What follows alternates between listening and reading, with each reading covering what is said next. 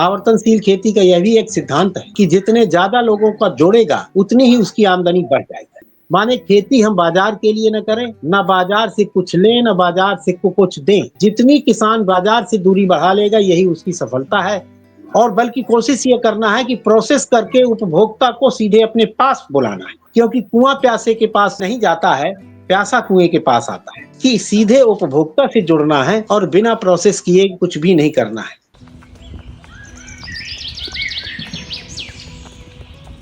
नमस्कार, कृषि पिटारा में आप सभी का बहुत बहुत स्वागत है। आज हमारे साथ हैं प्रगतिशील किसान और कृषि विशेषज्ञ श्री प्रेम सिंह जी।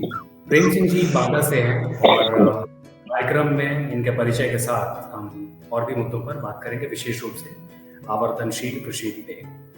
सर, कृषि पिटारा में आपका बहुत बहुत स्वागत है।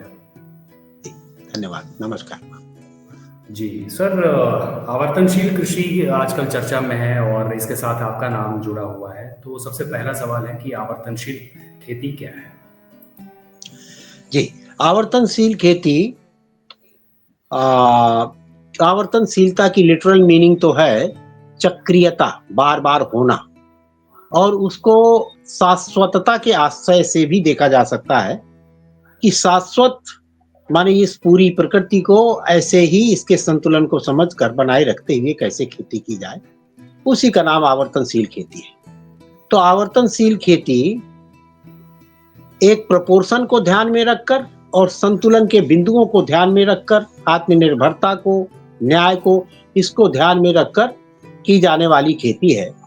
तो प्रोपोर्शन माने ये जो पृथ्वी है, ये पेड़ पौधे, पशु पक्षी और मनुष्यों के एक निश्चित अनुपात को में ही ये बनी रहती है। तो इस अनुपात को बनाए रखते हुए और जल संतुलन, वायु संतुलन, ताप संतुलन, ऊर्जा संतुलन और उर्वरता संतुलन, इन पांचों संतुलनों को बनाए रखते हुए खेती करने के तरीके का नाम है और न्यायपूर्वक विनिमय करते हुए। तो इसके 5 स्टेप हैं सरलता से समझने के लिए, बल्कि 6 स्टेप हैं कि जितना हमारा खेत है और जितना उसमें पानी लगता है, उसके अनुपात में ऊपर वाले पानी को रोकना आवर्तनशील खेती का पहला स्टेप है। माने हमारे खेत में जितना पानी लगता है, वो पानी न तो जमीन के नीचे से आए और न कहीं बाहर से आए। जो हमें प्रकृति से प्राप्त होता है उसको हम रोकें और उसी को यूज करें। इसका ये फायदा होता है कि इससे 30 से 35% उत्पादन अपने आप बढ़ जाता है। दूसरा, अंडरग्राउंड वाटर नहीं हमारा गिरेगा। तीसरा फायदा है, जो फसलें 5 पानी में होती हैं वो 2 पानी में हो जाती हैं। इस प्रकार से यह चौथा फायदा उससे होता है कि इसको छितराने में जितने ऊर्जा की जरूरत ट्यूबवेल के पानी को छितराने में, बाहर ऊपर निकालने में लगती है, उससे कम ऊर्जा में इसमें काम चल जाता है। तो इस प्रकार से यह आर्थिक रूप से, सामाजिक रूप से, पर्यावरणीय दृष्टि से यह उपयुक्त है किसान के। और शाश्वतता की दृष्टि से, माने जैसा खेत हमें पुरखों से मिला है उसको हम लगातार बनाए रख सकते हैं, शाश्वतता की दृष्टि से भी ठीक है। आवर्तनशील खेती का दूसरा स्टेप है एक निश्चित प्रोपोर्शन में बागवानी या वन की खेती करना। माने 1/3 हिस्सा वन और बाग के रूप में विकसित करना। उसका फायदा क्या होगा कि लागत घट जाएगी खेती करने की। दूसरा, कुछ समय के बाद धरती हमारी रिन्यू हो जाएगी जो बहुत केमिकल डालने से खराब हो गई है। तीसरा, 7 से 8 गुना अधिक उत्पादन बढ़ जाएगा। वो 2 कारणों से बढ़ता है, क्योंकि फसलों में हम 3 से 4 या 5 इंच जमीन का उपयोग करते हैं, जबकि बागवानी में हम 1 से 1.5 फुट जमीन का उपयोग करते हैं। तो उत्पादन ऑटोमेटिक बढ़ जाता है और निश्चित आय की निश्चितता हो जाती है। माने बाग ज्यादातर नगद पैसे में बिक जाते हैं। और दूसरा उसका फायदा ये है कि प्रोसेसिंग यूनिट इंडस्ट्री के लिए रॉ मटेरियल भी उपलब्ध कराता है। यदि कोई काश्तकार चाहे कि मैं आगे इसमें अपनी आजीविका के लिए कोई उद्योग धंधा करना चाहता हूँ, तो उसके लिए भी वो साधन मुहैया कराता है। पर्यावरण की दृष्टि से हम जानते ही हैं कि पूरी दुनिया में एक ही उपाय है, यही कार्बन जब हवा में घुला रहता है तब जहर है, और वही कार्बन यदि जमीन के अंदर है तो वो अमृत है। तो उस कार्बन को, हवा के कार्बन को जमीन के अंदर पहुंचाने के लिए दुनिया में एक ही क्रिया है, उसका नाम है फोटोसिंथेसिस। और फोटोसिंथेसिस 1/3 हिस्से में वन बाग होगा पूरी धरती में, तभी संभव है। ऐसा स्वीकारा गया है अंतर्राष्ट्रीय और हमारी राष्ट्रीय वन नीति में। उसी आधार पर हमने आवर्तनशील खेती में इस बात को रखा है कि 1/3 हिस्से में वन और बाग की खेती करते हैं। इससे आर्थिक रूप से, सामाजिक रूप से, पर्यावरणीय दृष्टि से और चेतना की दृष्टि से भी इसमें, और शाश्वतता की दृष्टि से, ये सब दृष्टियों से अनुकूल हो जाता है। तीसरा स्टेप है आवर्तनशील खेती का, 1/3 हिस्से पशु को देना। पशुओं को, विभिन्न प्रकार के पशुओं को जब तक किसान नहीं पालेगा तो अपने खाद की जरूरतों की आपूर्ति कभी कर ही नहीं पाएगा, क्योंकि खाद माने उर्वरता का बनाए रखने का एक ही स्रोत है हमारे पशु। और अलग अलग पशु अलग अलग प्रकार से, जैसे गाय के गोबर में माइक्रोब अधिक होता है, भैंस के गोबर में कार्बन अधिक होता है, बकरी के गोबर में मिनरल बहुत पाए जाते हैं, जो पक्षी हैं उनके गोबर में कैल्शियम और फास्फोरस पाया जाता है। तो इस प्रकार से सभी प्रकार के पशुओं को पालना, और उसमें जो उनके अवशेष हैं, बाग के अवशेष हैं माने पत्ती और टहनियाँ और जो भूसा चारा का अवशेष है, इन सबको मिला के बढ़िया कंपोस्ट खाद तैयार करना, तो खाद भी मिलेगी। दूसरा, तमाम प्रकार के पशु पालने से किसानों की आय भी ज़्यादा बढ़ जाएगी। कुछ मुर्गियों से मिलेगी, कुछ बकरियों से मिलेगा, कुछ गाय से मिलेगा, कुछ भैंस से मिलेगा। और किसानी तभी सर्वाइव करती है जब चारों तरफ से उसके पैसा आए। केवल एक फसल के ऊपर जो किसान डिपेंडेंट रहेगा तो वो कभी सर्वाइव नहीं कर पाता है। तो जैसे हमारे यहाँ ये मुर्गियों से भी 500, 200, 400, 500, 1000 रुपया रोज आ जाता है। बकरियों से 5-6, 2-4 महीने में कुछ न कुछ 10, 20, 25, 50 हजार आ ही जाता है। भैंस और गाय है, उसका घी और घी बेचते हैं, गाय का घी बेचते हैं, उससे हमारा कुछ आ जाता है। तो इस तरह से आय के भी स्रोत के रूप में भी है और उर्वरता बढ़ाने के लिए भी आवश्यक है, और उर्वरता के लिए एक निश्चित स्रोत बन जाएगा, हम खाद से मुक्त हो जाएंगे। तो इसका यही फायदा होगा कि जो हमारा अभी उत्पादन बढ़ाने के लिए हमें रासायनिक उर्वरकों के आश्रित रहना पड़ता है, और रासायनिक उर्वरक डालने से जो एक रोगों की श्रृंखला चल पड़ती है और तमाम प्रकार की दवाइयाँ डालना पड़ता है, इन सब से मुक्ति मिल जाती है। तो यह आवर्तनशील खेती का तीसरा स्टेप है। पहला स्टेप पानी, दूसरा वन बाग, तीसरा पशुपालन। चौथा स्टेप है जो शेष बचे, उसमें अपने घर के लिए खेती करनी है। माने खेती हम बाजार के लिए न करें, न बाजार से कुछ लें, न बाजार से कुछ दें। जितनी किसान बाजार से दूरी बढ़ा लेगा, यही उसकी सफलता है। इसी में हमारे देश की संस्कृति की शाश्वतता है। हमारे देश की जो सरकारें ऊट-पटांग के समझौते करके हमें बेच देती हैं, वही किसान बचा पाएंगे जो आत्मनिर्भर होंगे, खेती अपने लिए कर रहे होंगे, अपना बीज बचा रहे होंगे, अपनी खाद बना रहे होंगे, अपना पानी यूज कर रहे होंगे, कम से कम बाजार जा रहे होंगे।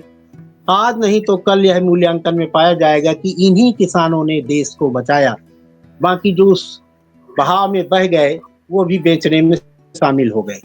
तो इसमें अपनी संस्कृति की शाश्वतता है और पौष्टिक आहार है, आहार की निरंतरता है, स्वाद की निरंतरता है, पौष्टिकता की निरंतरता है, और सभी प्रकार का पैदा करना है। माने दालें, अनाज, मिलेट्स, दूध, घी, अंडे, जो जो खाता है अपना फायदा करके खाए, तो उससे उसकी इसमें आहार की शाश्वतता हो जाएगी। जी। ये चौथा स्टेप है, माने अपने घर के लिए खेती करना है। पांचवा स्टेप है जो अपने खाने पीने और पहनने ओढ़ने से बचे, उसको प्रोसेस करना है। वो जो भी बचे उसको बिना प्रोसेस किए बाजार नहीं जाना है, और बल्कि कोशिश ये करना है कि प्रोसेस करके उपभोक्ता को सीधे अपने पास बुलाना है। क्योंकि कुआं प्यासे के पास नहीं जाता है, प्यासा कुएं के पास आता है। और ये मनोविज्ञान होता है, जब उसी के आदमी के पास कोई दूध वाला किसान अपना दूध लेके जाता है तो उसमें बड़ी मीन नेक निकालता है कि इसमें मिलावट होगी, ये तुम ज्यादा भाव दे रहे हैं। और वही व्यक्ति जब किसी दारू की दुकान में दारू लेने जाता है, या दवाई की दुकान में दवाई लेने जाता है, या वही व्यक्ति किसी होटल में खाना खाने जाता है, तो वहां पर टिप्स देने में गौरव महसूस करता है। वहां नहीं पूछता है कि इसमें क्या मिलावट किया, लेकिन दूध वाले से करेगा। तो ये मनोविज्ञान से भी हम किसानों को लड़ना चाहिए, और अपने घर में पैदा करके अपने खूब अच्छे से खाएं और अच्छे से रहें। जब हमारे पास कोई आए तब उसको दे दें। अपनी कीमत पर दे दें। तो ये 5वां स्टेप है कि सीधे उपभोक्ता से जुड़ना है और बिना प्रोसेस किए कुछ भी नहीं करना है। और 6वां स्टेप है, हमारी जो समृद्धि हो, वो हमारे पड़ोस में बँटनी ही है। अगर हमने गाँव में अपने से कमज़ोर व्यक्ति के साथ में 2-4 व्यक्तियों, 10 व्यक्तियों, जितने परिवारों तक हमारी क्षमता हो, एक में हो, उसके साथ उदारतापूर्वक उसको न्याय, शिक्षा, स्वास्थ्य आदि में सहयोग करते हुए साथ-साथ रहना है। क्यों? क्योंकि किसानी एक ऐसा विषय है, जो पूरे समाज के बिना संभव नहीं है। अकेले किसानी नहीं हो सकती। ये नौकरी की तरह, दुकानदारी की तरह, व्यापार की तरह नहीं है। इसमें पूरे समाज का इन्वॉल्वमेंट रहता है। तो इन 6 स्टेप की खेती का नाम आवर्तनशील खेती है। जी। जी। सर, रासायनिक खेती के मुकाबले आवर्तनशील खेती कैसे अलग है और क्या इसमें ऐसी बाध्यता है आवर्तनशील खेती बहुत में बढ़िया। कि इसको जैविक ही करना है? जी। बहुत बढ़िया प्रश्न है आपका।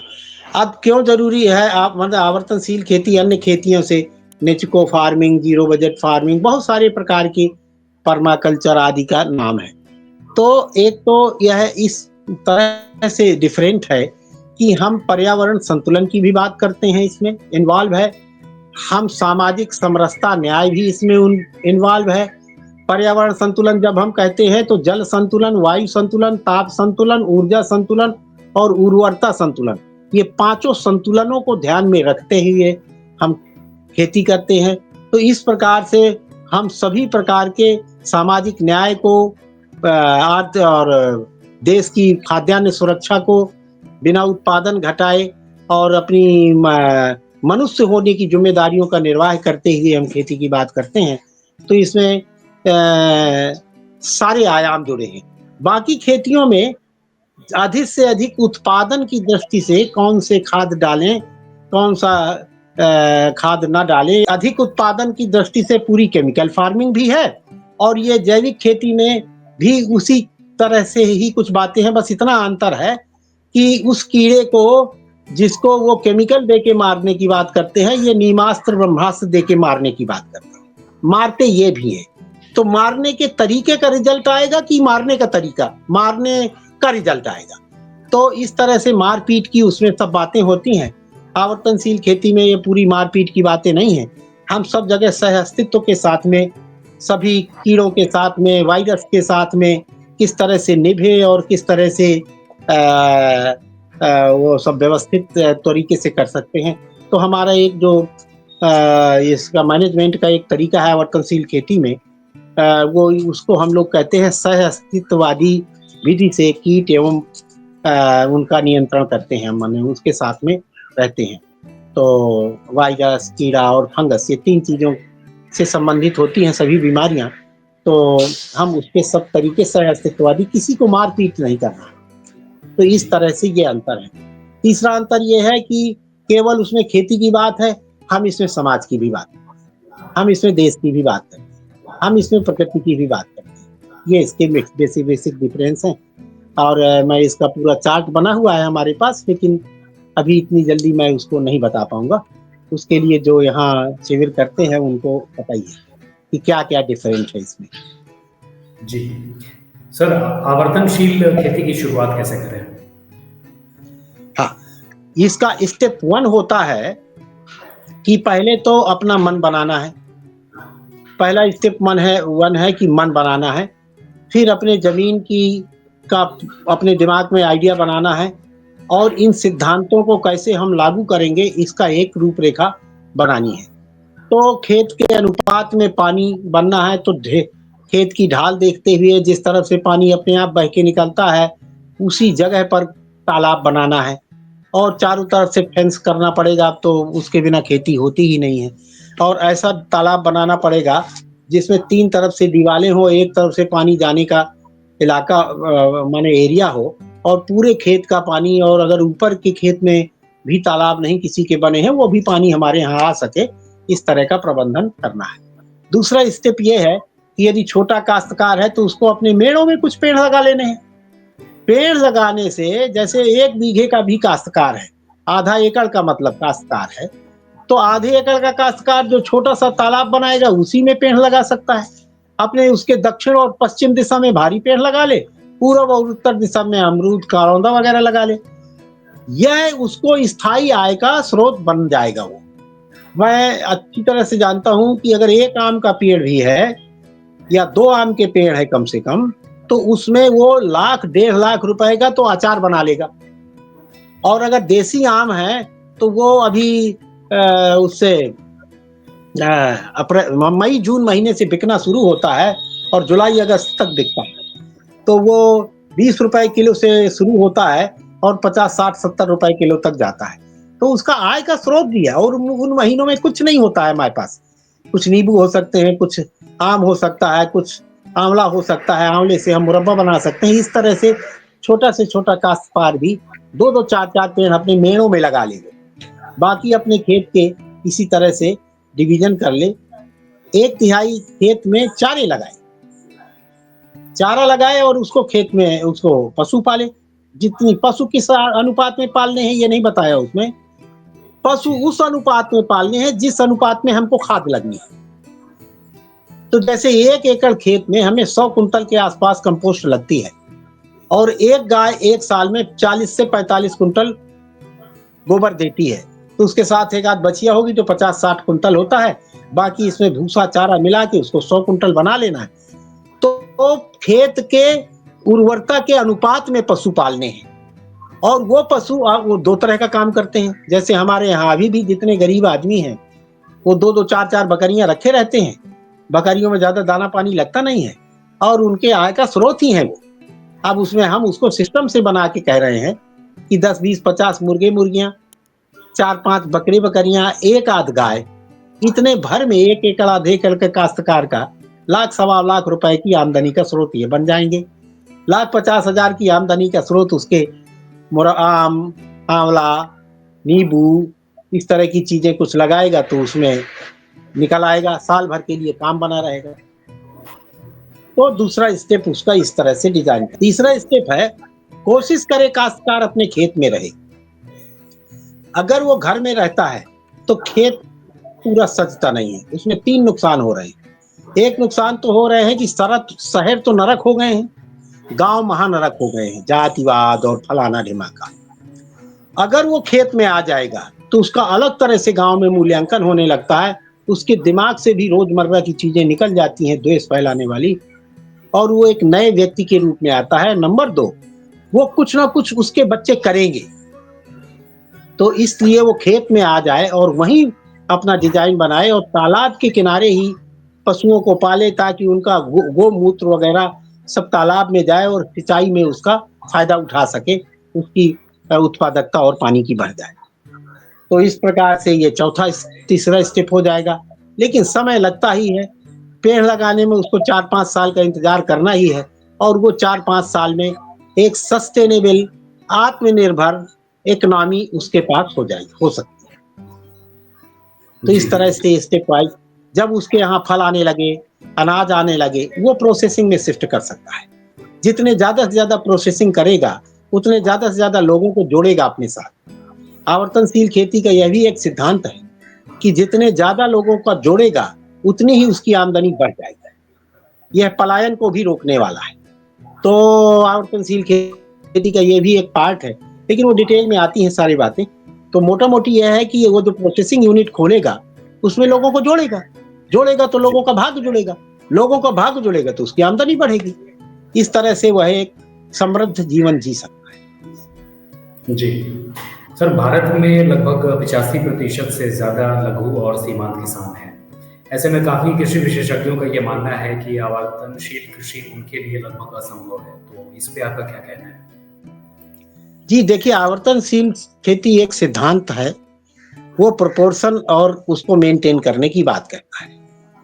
जो जमीनों को छोटा होना, बोड़ा होना, ये मनुष्यकृत काम है, मानवकृत कार्य है। इसके कोई ना कोई तरीके निकाले जा सकते हैं। एक तो मैंने आपको अभी 1 एकड़ तक के काश्तकार मेरे बगल में हैं, वो अपने आप को समृद्ध महसूस करते हैं। लेकिन मैं समझता हूँ कि जिस प्रकार से शिक्षा और स्वास्थ्य महँगा हो गया है, हमारे किसानों के ऊपर पैसे का बड़ा दबाव आ गया है। उनको भी पैसा चाहिए यदि बच्चों को पढ़ाइए, और हम वो सब बिकाऊ है इनका शिक्षा और स्वास्थ्य, इस देश में बिक रहा है, ये बड़ा दुर्भाग्यपूर्ण है कि उत्पादकों को भी इससे छोड़ा नहीं जा रहा है। तो वो उसके लिए पैसे का दबाव है। तो इसमें यह एक संभावना है कि छोटा काश्तकार है तो अपने खाने भर के लिए सब्जी, अनाज, दाल, चावल जो कुछ भी छोटा-छोटा कर सकता है कर ले। खाने के लिए पूरा आत्मनिर्भर हो ले और प्रोसेसिंग यूनिट की इकाई को बड़ा कर ले।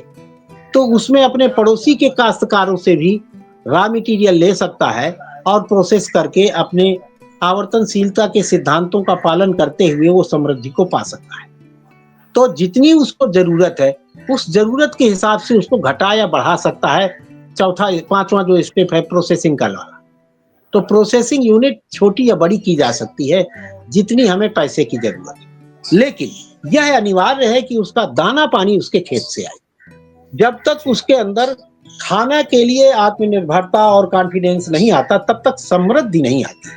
उसके मन में चिंता रहती है खाने की, और खाने की चिंता ही तमाम प्रकार के संग्रह के लिए प्रेरित करता है। इधर-उधर भगना पड़ता है, उसका दिमाग भगता है क्योंकि दिमाग में चिंता रहती है। जब खाने की, पहनने की, ओढ़ने की चिंता समाप्त होती है, तब पूरी एनर्जी के साथ अपने खेत में रहता है और तभी उसका परिणाम आता है समृद्धि के रूप में। तो वो कर ले, और जो पैसे की कमी की है, जो उसको ज़रूरत है बच्चों को पढ़ाने की, दवा करने की, तो उसके लिए उसको अपनी प्रोसेसिंग यूनिट बढ़ा सकता है, क्योंकि उस खेती से भी ज़्यादा समय बचेगा। उसके पास छोटी काश्तकारी है, कोई बड़ा काश्तकार है तो उसको खेती से ही समय नहीं बचेगा, और किसी बड़े काश्तकार से छोटे काश्तकार का कोलैबोरेशन हो सकता है कि भाई तुम्हें तो समय नहीं है, मुझे समय है, तुम मेरा रॉ मटेरियल मुझको दे दो। तो वो रॉ मटेरियल दे दे, और जब वहाँ से आए वैल्यू ऐड करके, जब वहाँ से आए तो उसका भी फायदा है, इसका भी फायदा है। इस तरह के बहुत कॉम्बिनेशन फॉर्मुलेशन बनाए जा सकते हैं। जी। और सर, क्या छोटे किसानों के लिए आवर्तनशील कृषि की लागत एक चुनौती बन सकती है? देखिए, ये लागत शून्य खेती है। पेड़ लगाने में कोई लागत नहीं है, केवल परिश्रम लगता है। सबको पता है कि हमारा उद्यान विभाग, हमारे सरकारें लगातार जुलाई और अगस्त महीने में दरवाजे खोल देती हैं। सारे काश्तकारों के पास पेड़ पहुंच जाते हैं, तो उसमें पैसा लगना नहीं है। खोदने खनने में पैसा लगना नहीं है, वो अपने से परिश्रम हम कर लेते हैं। तो पैसा, और तालाब खोदने के लिए हमारी उत्तर प्रदेश सरकार तो बहुत सहायता करती है, लगभग फ्री में पूरा तालाब खुद जाता है। इसी तरह ऊर्जा संतुलन के लिए हमारे देश की सरकार, प्रदेश की सरकार इस समय बिल्कुल उदार है, और किसान का खर्चा शून्य करने के लिए पीएम कुसुम योजना और तमाम प्रकार की योजनाएं हैं। उनको आवर्तनशील कृषकों को तुरंत ले लेना चाहिए, इसलिए कि ऊर्जा में भी आवर्तनशील खेती का आत्मनिर्भरता का सिद्धांत है, जिसका खाद अपनी, बीज अपनी, पानी अपनी, ऊर्जा अपना।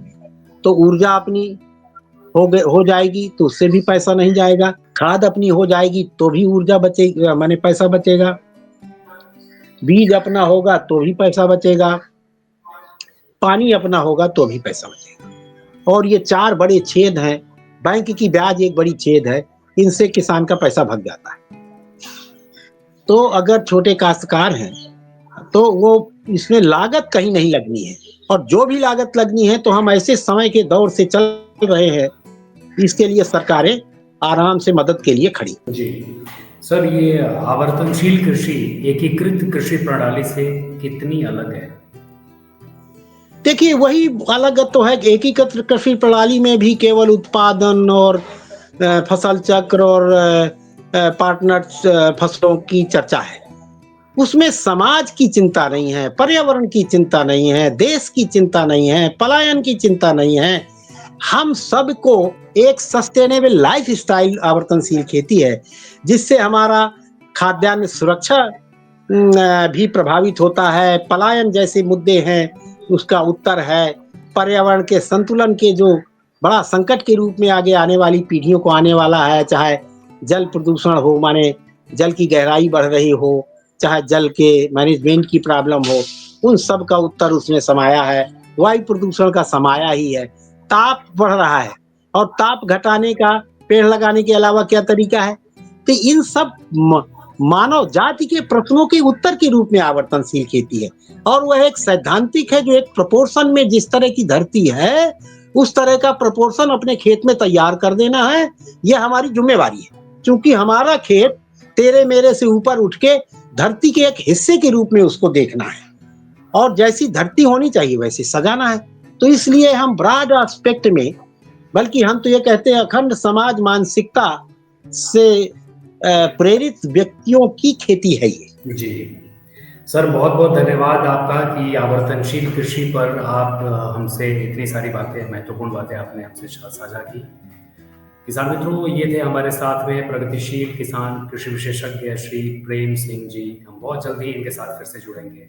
बहुत-बहुत धन्यवाद सर आपका हमसे जुड़ने के लिए। धन्यवाद।